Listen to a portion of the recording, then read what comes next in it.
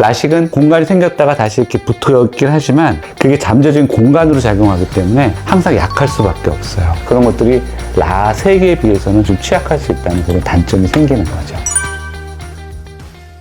안녕하세요. 안과박원장 박성준 원장입니다.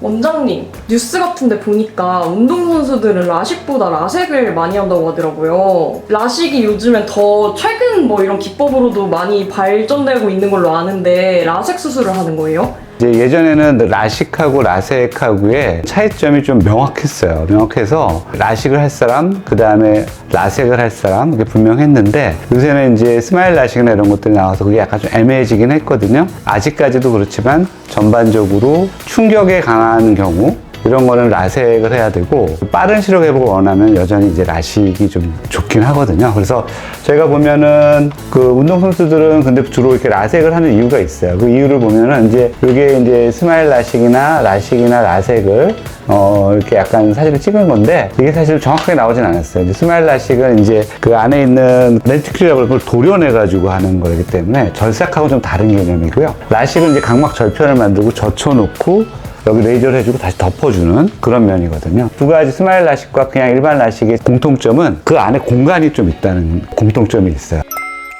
라섹은 표면을 그냥 절삭하는 거예요. 그렇기 때문에 공간이 전혀 없다는 그런 차이점이 있거든요. 그것 때문에 이제 어떤 장단점이 생기고 운동선수에서 하는 게 좋냐 안 좋냐를 결정하는 거거든요. 왜 운동선수들은 라식보다 라섹을 많이 할까요? 그러면은 첫 번째 충격에 대한 안정성 때문에 그래요. 아무래도 운동선수들은 이렇게 뭐 움직임이 많다 보니까 부딪히거나 뭐 다치거나 뭐 폰트 선수 같은 경우 말할 것도 없이 그렇게 어떤 눈에 충격이 올 수가 있는데 그런 것들에 대한 안전성의 문제가 있고요. 또 하나는 이제 감염에 대한 안정성 문제가 있어요. 염증에 대한 어떤 안전성 문제.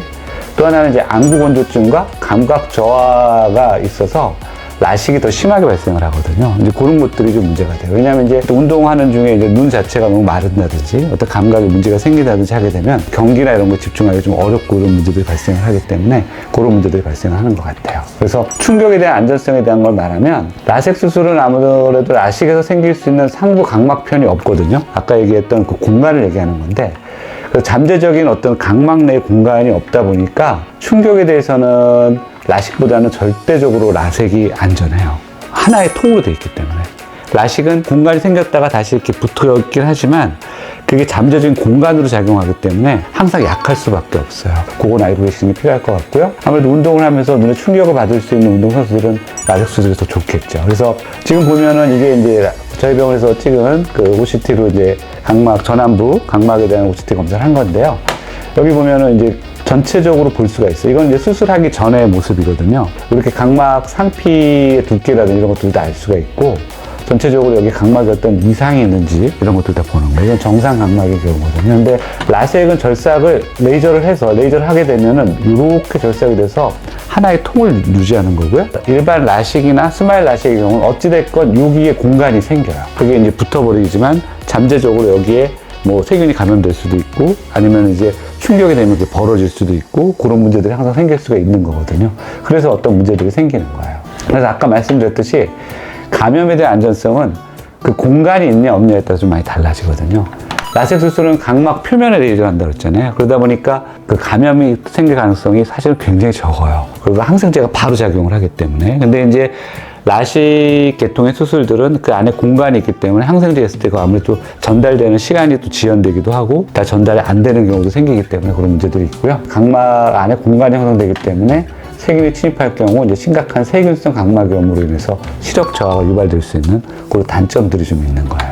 이게 이제 스마일 라식에 되는 거고 라식 일반적인 라식에서 전체적으로 각막 절편을 젖히는 거거든요. 이거는 이제 이렇게 해서 오려내는 거고 그런 차이점들이 있어요. 이거는 이제 스마일 라식에서 이렇게 각막 오려낸 거를 갖다가 나중에 빼주는 거거든요. 그러다 보니까 요만큼의 안에 공간이 생기는 거예요. 달라붙어요. 달라붙어서 단단해지지만 그런 것들이 라섹에 비해서는 좀 취약할 수 있다는 그런 단점이 생기는 거죠. 염증에 대한 안정성도 마찬가지 문제예요. 그 공간에 대한 문제이기 때문에 라식 수술은 각막병 조작하는 과정 중에서도 어떤 생길 수가 있고 스마일 라식은 렌티큘이라고 하는 각막 조각을 빼내야 되거든요.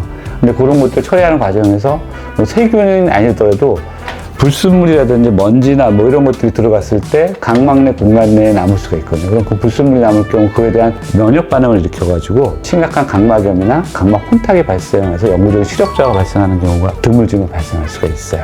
또 하나 이제 안구건조증과 감각에 대한 저하가 라식에서 더 심하게 발생을 해요. 그래서 라식의 경우는 각막변을 만드는 과정에서 각막신경이 중간부에서 절삭이 되거든요. 그러다 보니까 각막신경이 이제 회복이 되는데 한 6개월에서 12개월 정도 소요가 돼요. 그러니까 아무래도 안구건조증하고 각막 감각의 저하가 좀 더 오래 갈 수가 있다는 단점이 있고요. 라섹의 경우는 각막신경의 손상이 표면에서만 이루어지기 때문에, 말단에서만 이루어지기 때문에 그 안구건조증과 감각 저하 회복이 좀 라식보다는 빠른 경향이 있어요. 물론 이제 스마일 라식의 경우에는 일반적인 라식보다는 각막 신경 손상이 좀 적기 때문에 일반적인 라식보다는 좀 빠른 편이죠. 어떤 논문에서는 스마일 라식이 라섹보다도 안구건조증을 덜 느낀다라고 하는 그 논문들도 있긴 하는데, 뭐 제 개인적인 경험에 봤을 때는 아무래도 라섹이 좀 더 안구건조증이나 각막 신경 회복 속도에 있어서는 더 앞설 것이라고 그냥 제 개인적인 생각이 있고요. 그래서 그런 장단점들이 있습니다. 질문에 답이 되셨는지요?